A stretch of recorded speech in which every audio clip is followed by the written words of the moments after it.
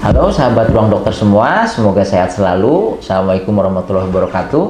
Kali ini kita akan membahas seri kedua dari seri air dan kesehatan yang akan membahas berbagai jenis air di masyarakat yang diklaim memiliki manfaat kesehatan.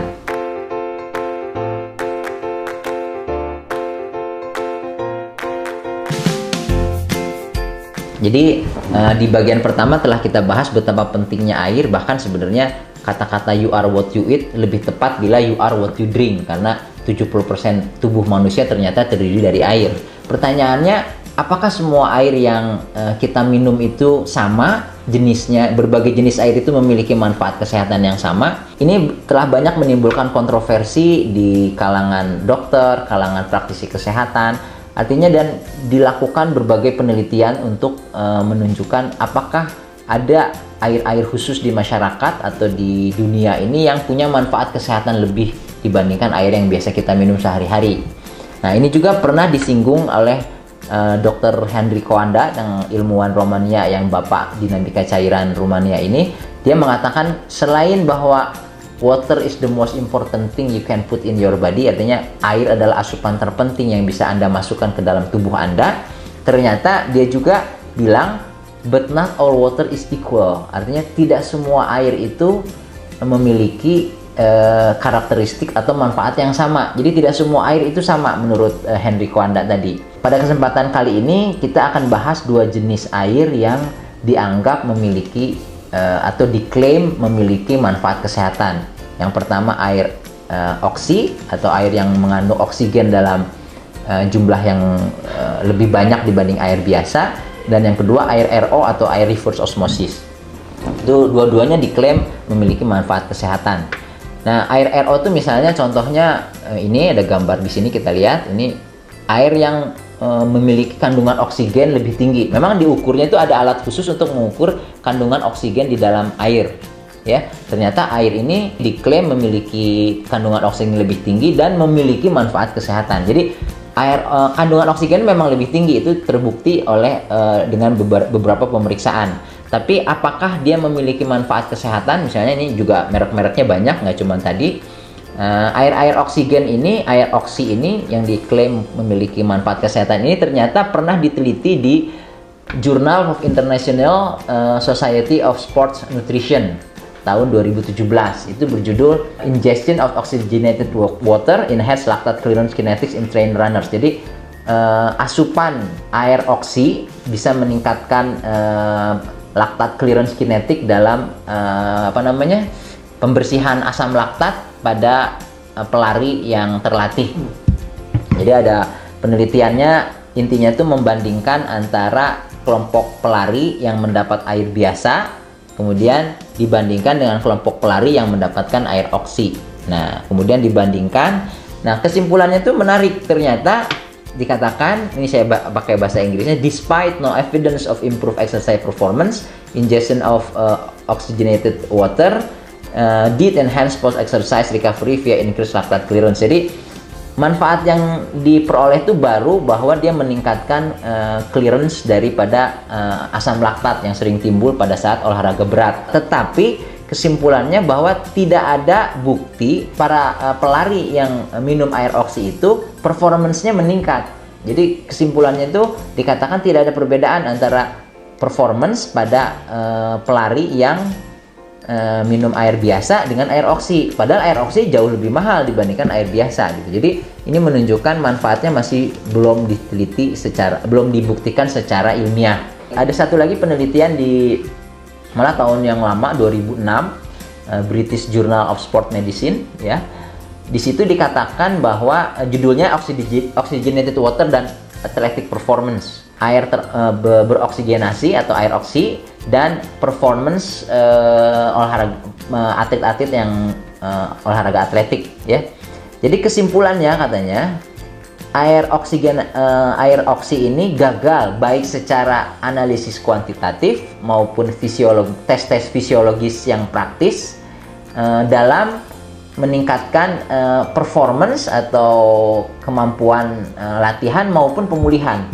Jadi dicoba dua kelompok atlet, yaitu kelompok mendapatkan air oksi dan satu kelompok lagi mendapatkan air biasa ya. Tapi kedua kelompok ini tidak tahu dapat air yang mana, jadi disebutnya double blind atau blind trial. Jadi nanti kemudian dilihat selama beberapa waktu, 1-2 minggu, 3 sampai 1-2 bulan, dilihat performance-nya, apakah ada perbedaan atlet-atlet yang minum air oksi dibandingkan atlet yang minum air biasa. Kemudian dilihat juga pada pemulihannya. Ternyata yang menarik bahwa kesimpulannya itu air oksigenat, atlet yang minum air oksi dibandingkan air yang minum air biasa tidak memiliki perbedaan bermakna pada performance-nya maupun pemulihannya. Jadi di sini terlihat bahwa air oksi itu sebenarnya aman ya, cuman biayanya lebih mahal, harganya lebih mahal dibanding air biasa. Sayangnya dia tidak memberikan manfaat kesehatan yang signifikan atau bisa dibuktikan secara ilmiah. Jadi saat ini sih belum ada penelitian yang menunjang manfaat dari air oksi untuk kesehatan, baik untuk peningkatan kemampuan latihan olahraga maupun untuk pemulihan pasca olahraga. Jadi ini tentang air oksi sih sebenarnya aman, tapi lebih mahal dan belum banyak manfaat yang bisa dibuktikan. Nah, ini berbeda dengan air reverse osmosis atau air RO. Ini juga banyak penjual mesin air RO yang bisa mengubah air biasa jadi air yang tidak layak minum jadi air layak minum yang tidak mengandung mineral. Ini mengatakan banyak sekali manfaat kesehatan daripada air RO atau air reverse osmosis. Ini sebenarnya teknologi air RO ini tuh bisa mengubah air kotor, air yang tidak layak minum, air tanah, air ledeng misalnya yang banyak kuman dan sebagainya dan mineralnya tinggi, dimasukkan ke mesin, kemudian keluar tuh air yang tidak mengandung mineral dan tidak mengandung kuman juga, jadi layak minum. Kenapa sih sebenarnya bisnis ini tuh dari mana? Jadi ada dua bisnis yang ada hal-hal yang melatar belakangi teknologi air RO ini, bahwa misalnya di Indonesia sendiri kenapa teknologi air RO ini laku atau cukup mendapat tempat di masyarakat, karena ada artikel tentang bahwa konsumsi air minum dalam kemasan di Indonesia mencapai 23 miliar liter. Kemudian juga nyaris separuh rumah tangga Indonesia minum air kemasan. Kemudian dibandingkan tahun 2005, hanya yang sekitar sepertiga orang itu minum dari sumur, yang hanya sekitar 4% yang minum air kemasan. Di tahun 2017 di seluruh Indonesia itu sekitar 42% minum air dalam kemasan. Jadi hampir 50% orang itu minum air kemasan, bahkan di kota-kota besar itu dikatakan bisa sampai 70%. Jadi itu pasarnya besar karena air dalam kemasan ini kan keunggulannya dia layak minum, sementara air ledeng tuh harus dimasak dulu atau air tanah harus dimasak dulu dan diproses dulu dan belum tentu layak minum. Nah, itu jadi air-air yang mesin-mesin yang bisa mengubah air ledeng atau air tanah menjadi air yang layak minum itu menjadi laris karena orang tidak usah beli lagi air dalam kemasan. Tapi sayangnya lagi, kelebihan lagi tambahan dari air RO ini, ternyata air-air dalam kemasan itu diisukan mengandung mikroplastik. Malah ada banyak sekali merek yang terdampak, bahkan ini berita-beritanya misalnya di berbagai media, air mineral ternama mengandung mikroplastik. Dan bahaya mikroplastik itu karena plastik itu tidak bisa dicerna oleh tubuh, dan sementara ukurannya sangat kecil ya mikroplastik, dia masuk ke dalam seluruh tubuh, ke organ-organ dan menimbulkan berbagai penyakit. Ini artikel-artikel bahwa bahaya dari mikroplastik tadi akan kembali ke manusia, membahayakan manusia. Makanya yang paling bagus itu sebenarnya minum langsung dari keran. Masalahnya airnya tidak layak minum. Akhirnya keluar teknologi yang disebut air RO tadi. Nah, air RO ini tuh bisa membuang kuman, membuang zat-zat yang berbahaya, dan yang pentingnya itu air yang keruh yang banyak sekali mineralnya, dengan proses reverse osmosis tadi dia bisa bebas mineral. Jadi bebas kuman, bebas mineral, bebas zat yang berbahaya. Nah, jadi TDS itu total dissolved solid. Jadi kandungan zat partikel yang ada di dalam air itu biasanya tuh normalnya tuh yang dianggap sehat itu antara 50 sampai 100 lah, 150 gitu. Itu tuh kalau air ledeng misalnya ada yang sampai 170, 200 atau lebih. Kalau air tanah bisa sampai 300, 400, bahkan yang kotor bisa sampai 500 gitu. Itu dengan teknologi air RO tadi dia bisa turun sampai di angka antara 0 sampai 150. Itu rendah sekali, bahkan disebut air reverse osmosis itu airnya tuh bisa sampai 0, tidak mengandung partikel sama sekali. Jadi ada definisinya tuh yang partikelnya sangat rendah, 0 sampai sangat rendah, itu disebut air reverse osmosis. Jadi caranya tuh disebut cara paling efisien untuk mengubah air yang tidak layak minum jadi layak minum. Jadi TDS-nya itu dari yang tinggi bisa diproses menjadi rendah, dan bahkan biasanya disebut air RO itu mineralnya cuma 0. Nah, ini banyak diklaim selain hemat, jadi kita tidak usah beli air galon lagi, tidak usah minum air mineral dalam kemasan yang bahaya mikroplastik tadi, dikatakan punya banyak manfaat kesehatan juga. Itu diklaim oleh banyak penjual mesin air RO.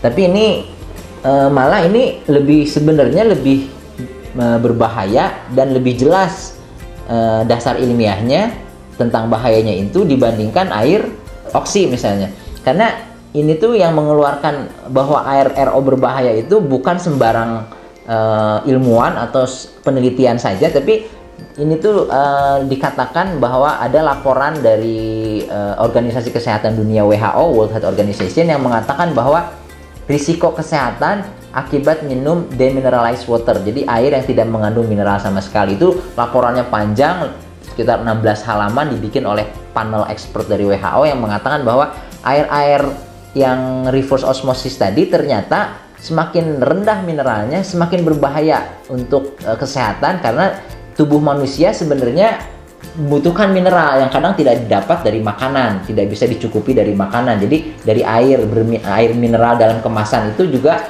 mensuplai air mineral-mineral yang dibutuhkan oleh tubuh. Jadi sebenarnya air yang reverse osmosis yang tidak mengandung mineral tadi berbahaya buat kesehatan, terutama untuk anak-anak dan orang tua yang rentan terhadap berbagai penyakit, dan terutama anak-anak karena membutuhkan mineral misalnya untuk pertumbuhan otak, pertumbuhan tulang dan gigi, itu dibutuhkan mineral dalam jumlah yang cukup. Bila dia dibiasakan konsumsi air yang mengandung mineral 0 atau yang rendah sekali, maka dalam lama-lama tuh menurut WHO akan timbul bahaya-bahaya kesehatan yang lain. Nah, itu bahaya air-air yang disebut air reverse osmosis. Jadi kita sudah bahas 2 jenis air yang ternyata diklaim memiliki manfaat kesehatan seperti air oksi dan air RO. Ternyata air oksi itu memang aman, tidak ada bahayanya. Dalam hal ini belum ada penelitian menunjukkan bahayanya, tapi karena lebih mahal harus ada manfaat tambahan. Ternyata manfaat tambahannya belum dapat dibuktikan sampai sekarang. Kemudian yang sebaliknya yang lebih parah tuh air RO. Air RO itu ternyata yang diklaim memiliki manfaat kesehatan, malah menurut Organisasi Kesehatan Dunia WHO berbahaya untuk kesehatan karena tidak mengandung mineral sama sekali. Jadi ada laporannya, dan itu menunjukkan bahwa klaim manfaat air-air kesehatan yang tadi itu dengan air oksi dan air RO itu tidak dapat dibuktikan secara ilmiah. Nah, di bagian kedua ini kita sudah bahas 2 jenis air di masyarakat yang ternyata tidak punya manfaat kesehatan. Nah, sebenarnya ada nggak sih air-air kesehatan yang memang ternyata punya manfaat kesehatan? Nanti kita akan bahas di seri air dan kesehatan bagian ketiga selanjutnya. Moga-moga bermanfaat. Assalamualaikum warahmatullahi wabarakatuh.